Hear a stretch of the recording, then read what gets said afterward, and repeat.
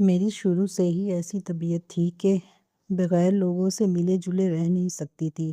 امی میرے مزاج کو بخوبی جانتی تھیں، لہٰذا وہ محلے میں آنے جانے سے نہیں روکتی تھیں۔ یہاں سبھی پرانے پڑوسی آباد تھے اور ایک دوسرے سے خوب واقفیت تھی۔ ہر تقریب میں آنا جانا رہتا تھا۔ اس طرح محلے کا کوئی گھر ایسا نہ تھا جہاں میں نہیں جاتی تھی۔ 2 سال پہلے کا ذکر ہے کہ ہمارے گھر کے سامنے والا گھر بک گیا اور وہاں نئے لوگ آ گئے۔ یہ شیخ صاحب کا مکان تھا جن کی بیٹی سے میری بچپن سے دوستی تھی۔ اس کا نام سمینہ تھا۔ سمینہ کے چلے جانے کی وجہ سے جی اداس رہنے لگا۔ اس کی یاد آتی تو آپ دیدہ ہو جاتی تھی۔ آخر کار مجھ سے نہ رہا گیا تو سوچا آنے والے نئے پڑوسیوں سے ملنا چاہیے۔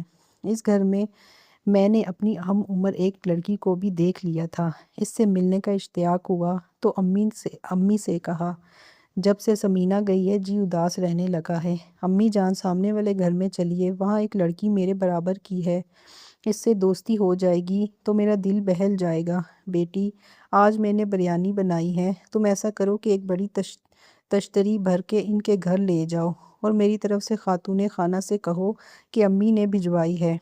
نئے پڑوسیوں کا اسی طرح سواگت کرتے ہیں۔ ہم پھر 2 دن بعد چلیں گے۔ آج یوں بھی میں تھک گئی ہوں، آج نہیں جا سکتی۔ مجھ میں کپڑے بدلنے اور تیار ہو کر جانے کی ہمت نہیں ہے۔ میں نے امی جان کی ہدایت پر عمل کیا، بریانی کی پلیٹ لے کر سامنے والے گھر میں چلی گئی۔ بیل بجائی تو ایک نوجوان گیٹ پر آیا۔ پوچھا، کس سے ملنا ہے اور آپ کون ہیں؟ میں نے بتایا کہ سامنے والے گھر سے آئی ہوں، والدہ نے بریانی بھیجی ہے، یہ لے لیجئے۔ وہ واپس پلٹ گیا اور میں اس کے پیچھے چلنے لگی۔ کچن کے پاس پہنچ کر اس نے کہا کہ سامنے رکھ دیجئے، امی آئیں گی تو آپ کو پلیٹیں بھجوا دیں گی۔ کیا آپ کی والدہ گھر پر موجود نہیں ہیں؟ وہ ہماری پھپھو کے گھر دعوت پر گئی ہیں۔ آپ نہیں گئے؟ مجھے کچھ کام تھا اس لیے نہیں گیا۔ آپ کی کوئی بہن ہے؟ ہاں ایک ہے، وہ بھی امی کے ساتھ گئی ہیں۔ کیا نام ہے اس کا؟ اس کا نام مومنہ ہے، مجھے اسی سے ملنا تھا، بجھے ہوئے لہجے میں کہا۔ واپس جانے کو مڑی تو وہ بولا، وہ بھی شام کو آئے گی، ملنا ہو تو شام کو آ جانا۔ میں نے مڑ کر نہ دیکھا اور گیٹ کی طرف چل دی۔ باہر نکلی تو اس نے گیٹ بند کیا۔